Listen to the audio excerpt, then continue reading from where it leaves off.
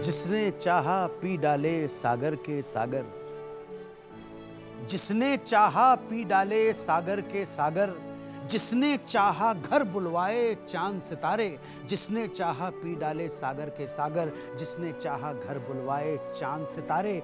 करने वाले तो करते हैं बात यहां तक, मौत डर गई थी जीवन के डर के मारे। जीवन जीने की अदम्य इच्छा प्रेरित करती है संघर्ष करने के लिए, और जीवन को, लाइफ को अपनी टर्म्स और कंडीशंस के साथ जीने की इच्छा ही शायद हमें कामयाब बनाती है। बस कुछ ऐसी ही हैं हमारे कामयाब नायकों की कहानियां, जिन्हें मैं लेकर आता हूं जी मीडिया की इस विशेष प्रस्तुति में, जिसका नाम है रिलायंस कमर्शियल फाइनेंस से कामयाबी।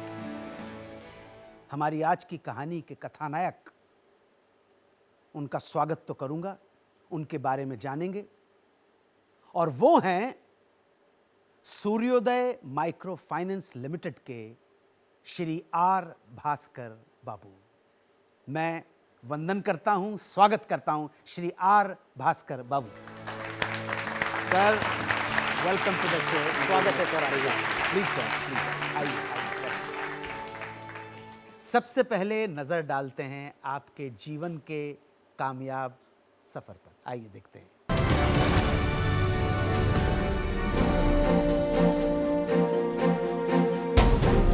23 साल बैंकिंग क्षेत्र में काम करने के बाद आर भास्कर बाबू ने 2008 में सूर्योदय माइक्रो फाइनेंस की स्थापना की। सूर्योदय माइक्रो फाइनेंस कंपनी का उद्देश्य आर्थिक रूप से कमजोर वर्ग की महिलाओं को काम करने के लिए कर्ज देना और उन्हें आर्थिक स्वावलंबन की दिशा में ले जाना था। आप न केवल अपने ग्राहकों को ऋण देते हैं, बल्कि उन्हें आर्थिक रूप से शिक्षित भी करते हैं।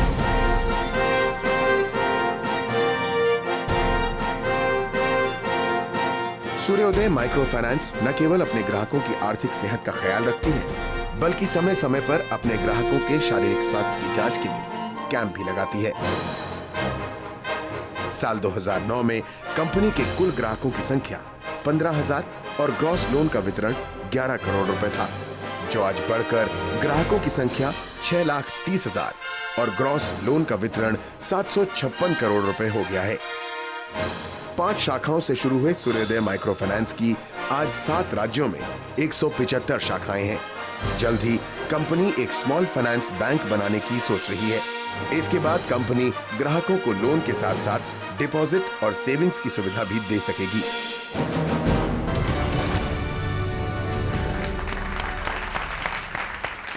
भास्कर साहब, बिजनेस सभी करते हैं, but you have been involved in a business which is directly serving the society, providing the finance to women and educating them also. So this sense of responsibility with business, we would like to know the origin of this. Why you got motivated to step into this business? हमारे country पे ऐसा है कि around 50% family house holds, उसमें mainly महिलाएं financially included नहीं है। सो जब वो फाइनेंशियली इंक्लूडेड बन जाते हैं, सिर्फ उनका बढ़ावत नहीं होती है, उनका फैमिली का बढ़ावत होता है। वो किड्स को एजुकेट करते हैं, उससे नेक्स्ट जनरेशन इससे बहुत अच्छे तरीके से बढ़ जाती है। सो सम बिजनेस ऐसे होते हैं कि हम प्रॉफिटेबली कर सकते हैं, बट सोसाइटी का भी डायरेक्ट इम्पैक्ट होता है। सो इसकी तरफ से हमारा फाइनेंशियल सर्विस एक्सपीरियंस की वजह से हमने ये बिज़नेस चालू किया, where we can help the women, more than helping the women, we can kind of work with the women. तो मेरे ऑडियंस जानना चाहेगी कहाँ से स्टार्ट हुआ? जब स्टार्ट करने चाह रहे थे कि NBFC होता है, non banking finance company, minimum capital required to start is 2 crore. So 3 friends मिल के 50-50 लैक्स डालने के लिए प्लान करके, उसके बाद थोड़ा थोड़ा हेल्प आते रहता है कि बैंक्स ने हेल्प किया, रिलायंस कमर्शियल फाइनेंस ने हमें लोन दिया। सो सब छोटे छोटे लोन्स मिलते गए। हमारा कस्टमर भी ऐसा बढ़ाते गए कि first year we had 15,000 customers, उसके बाद हुआ 50,000, अभी नियरली वी हैव 6,25,000 कस्टमर्स। वाह! आपको इनिशियली कोई दिक्कत नहीं आई? दिक्कत आती है, फंडिंग की तो दिक्कत आएगी कि पहले तो फंडिंग का दिक्कत है। कैसे मैनेज किया उसे? फ्रेंड्स ने हेल्प किया, बहुत फ्रेंड्स ने Friends ने एट help दैट किया। Point of time. It could be 10 lakhs 15 lakhs। Market भी उतना अच्छा नहीं थी, जो भी रियल एस्टेट हो और stock markets, things were very bad in 2009. But there are many friends who helped us.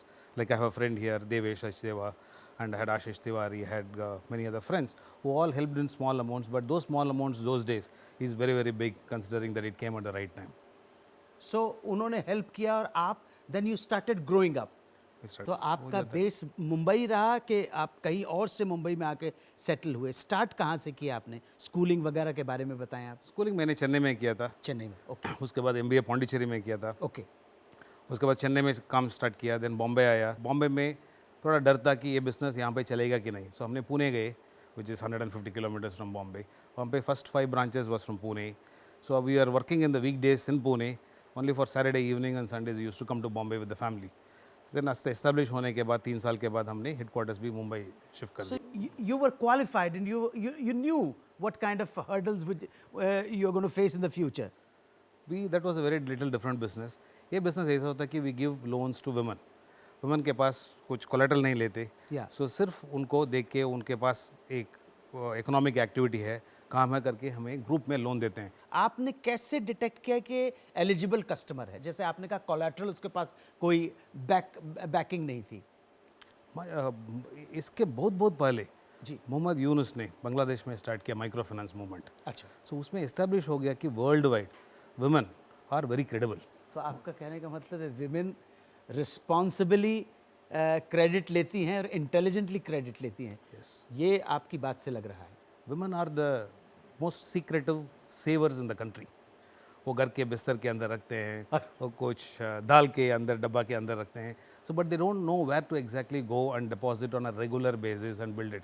They are very responsible because they are the people who take care of the entire household in the morning and the evening. So they actually want to see the family become better and better. Bhaskar साहब, future plans क्या हैं? कहाँ तक जाना है? कितना जाना चाहते हैं? अब तक हम सिर्फ छोटे छोटे लोन महिलाओं को देते थे, ग्रुप में देते थे, नहीं तो इंडिविजुअल बेसिस पे दे रहे थे। बट वो एक ही पार्ट का फिनेंशियल नीड्स का एक पार्ट का सर्विस कर रहे थे।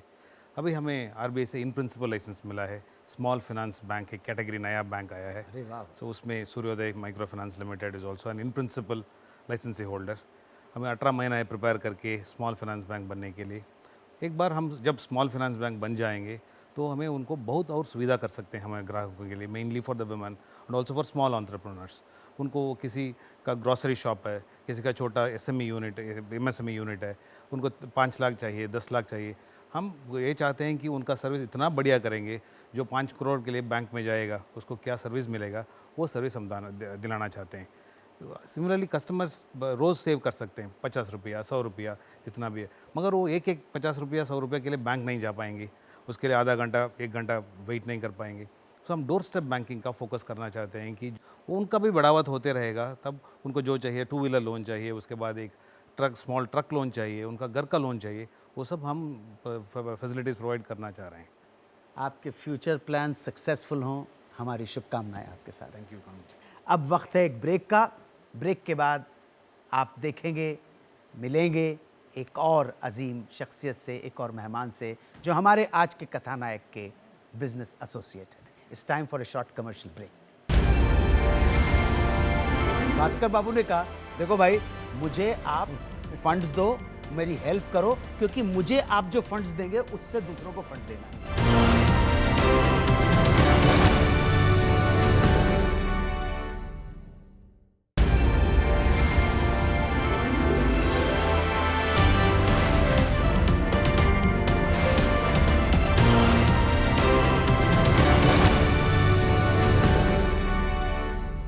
ब्रेक के बाद आपका एक बार फिर स्वागत है।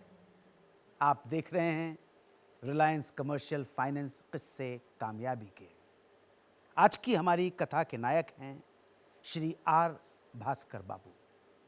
अब हम आपकी मुलाकात करवाते हैं श्री देवेश सचदेव से, जो भास्कर बाबू के साथ जुड़े हुए थे इनिशियल पीरियड में। जोरदार तालियों के साथ सचदेव साहब, आपका स्वागत है। आइए।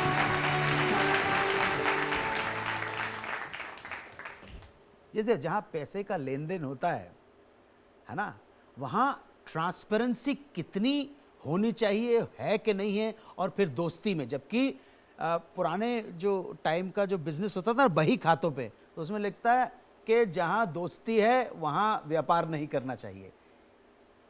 इसको मद्देनजर रखते हुए इनके अंदर क्या क्वालिटी थी कि आपने उनकी हेल्प की? ये तो आप बेसिकली इस तरह का जब सपोर्ट करते हैं तो आप ये रिटर्न नहीं सोच रहे होते उस समय। आप उस समय सिर्फ ये सोच रहे होते हैं कि क्या अपने फ्रेंड को, किसी को आप सपोर्ट कर रहे हैं, उसका पैशन है या नहीं है, वो जो बात कह रहा है, जो उसका बिजनेस प्लान है, वो सच में it is possible to execute और नॉट। सो वो सारी चीज़ों को देखते हुए ही आप जो है इस तरह का डिसीजन लेते हैं। मतलब यहाँ पे भास्कर बाबू ने आपसे कहा आप मुझे पैसा दीजिए ताकि मैं आगे किसी और को पैसा दे सकूं। ये थोड़ा कॉम्प्लिकेटेड है, तो इसको सिंप्लिसिटी के साथ समझाएंगे तो मुझे बहुत अच्छा लगेगा कि कुछ ना कुछ रीज़न हो।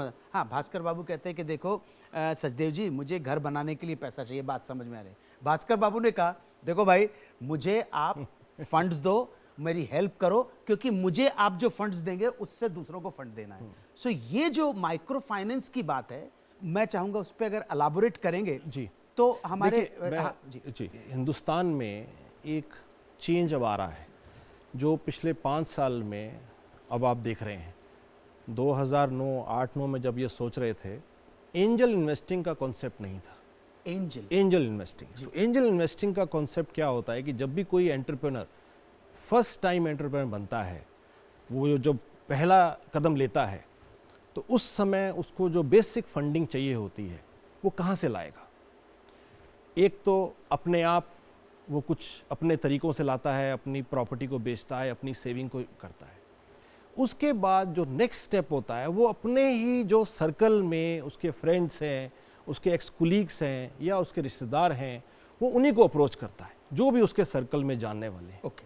जो उस फेथ पर उस समय जो एंजल इन्वेस्टिंग जो होती है, जैसे जिस तरह से हमने सपोर्ट उस समय किया, वो आदमी की क्रेडिबिलिटी पे होती है।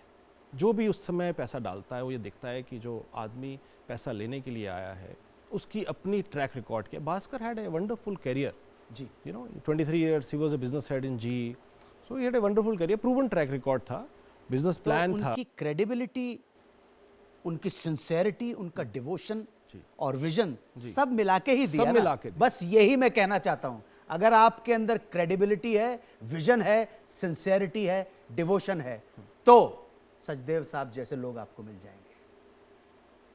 आर्थिक रूप से कमजोर लाखों परिवारों में सूर्योदय के द्वारा फैलाए गए प्रकाश की कहानी अभी थोड़ी सी बाकी है, लेकिन हम विदा लेते हैं। उसके बाद मिलवाएंगे अपने एक मेहमान से जो सलाह देंगे प्रोफेशनल मैनेजमेंट क्यों ज़रूरी है बिजनेस में सफलता के लिए।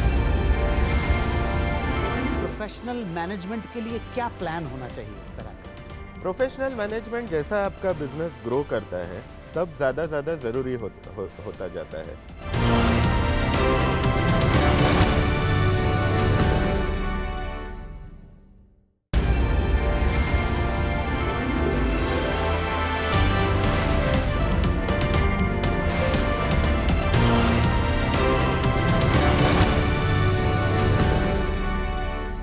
Welcome back to Reliance Commercial Finance किस्से कामयाबी के। और अब हम स्वागत करते हैं रिलायंस कमर्शियल फाइनेंस के बिजनेस हेड श्री चिन्मय ढोबले का। जोरदार तालियां। स्वागत ढोबले साहब, स्वागत है। भास्कर बाबू साहब, आज की हमारी कथा के नायक, इन्होंने अपना जो कैपिटल जुटाई है इनिशियल बिजनेस के लिए, जो फंडिंग हुई है वो पर्सनल लेवल के ऊपर हुई है, इसके बारे में आपका क्या सोचना है? सी नॉर्मली जब कोई प्रमोटर बिजनेस चालू करते हैं तो जो पहला फंडिंग आता है उसको कैपिटल या इक्विटी कहते हैं जी। ये जो फंडिंग होता है ये नॉर्मली प्रमोटर खुद लाते हैं, खुद के सोर्सेस से, जैसे इन्होंने अपना फ्लैट बेचने की कोशिश करी या खुद के सेविंग्स डाले, और अपने फ्रेंड्स फैमिली से लाते हैं। ये जब बेसिक एक कॉर्पस रेडी हो जाता है कैपिटल का, उसके बाद आपको आगे का इन्वेस्टर मिलता है, जैसे एंजल इन्वेस्टर्स या और कोई इन्वेस्टर्स। और जब बिज़नेस चालू होता है, जब ये कैपिटल से आप बिज़नेस चालू करते हो, थोड़ा सेट होता है, उसके बाद फाइनेंशियल इंस्टीट्यूशंस या बैंक्स आते हैं जो लोन देते हैं। ये प्रोफेशनल मैनेजमेंट के लिए क्या प्लान होना चाहिए इस तरह का? प्रोफेशनल मैनेजमेंट जैसा आपका बिजनेस ग्रो करता है तब ज़्यादा ज़रूरी होता जाता है। जैसे अभी इन्होंने कहा कि इनके प्रॉब्लम्स थे हायरिंग या रिक्रूटमेंट। ये एक लेंडिंग कंपनी चलाते हैं। एक लेंडिंग कंपनी के लिए बहुत ज़रूरी चीज़ होती है इंफॉर्मेशन टेक्नोलॉजी या सिस्टम्स। सो ये जो चीज़ें हैं ये प्रोफेशनल्स का एक्सपर्टीज़ होता है। अच्छा, जैसे हायरिंग टैलेंट एचआर का एक्सपर्टीज़ होता है, आईटी जो होता है वो आईटी डिपार्टमेंट का एक्सपर्टीज़ होता है, और एक इम्पॉर्टेंट चीज़ इन्होंने कही टैक्सेशन, ऑडिट, ये फिनेंस या चार्टर्ड अकाउंटेंट्स का एक्सपर्टीज़ होता है। तो आपको जब बिजनेस ग्रो करना होता है तो ये बहुत ज़रूरी होता है कि आप उस फील्ड के एक्सपर्ट्स लाइए, क्योंकि वो लोग इस काम के नुआंसेस या छोटी छोटी चीज़ें समझते हैं।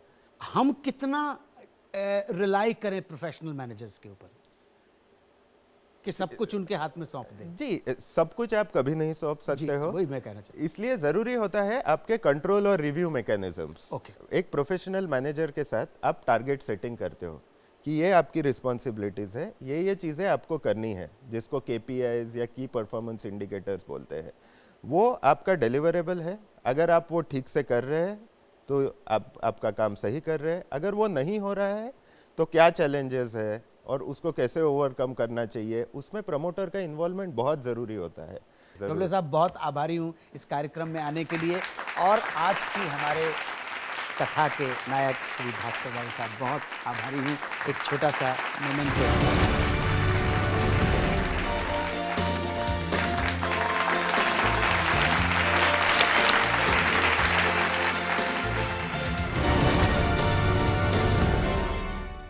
तो ये थी हमारे आज के कथानायक की कहानी। कथानायक सूर्योदय माइक्रोफाइनेंस के आर भास्कर बाबू की कथा। मैं धन्यवाद करता हूँ अपने खास मेहमानों का, और अब विदा लेना चाहता हूँ। वादा करता हूँ कि अगले हफ्ते फिर मिलेंगे एक नए कथानायक की कहानी के साथ। आप देखते रहिएगा, इस प्रोग्राम को अप्रिशिएट करते रहिएगा। ये शो जिसका नाम है रिलायंस कमर्शियल फाइनेंस, किससे कामयाबी। जय हिंद।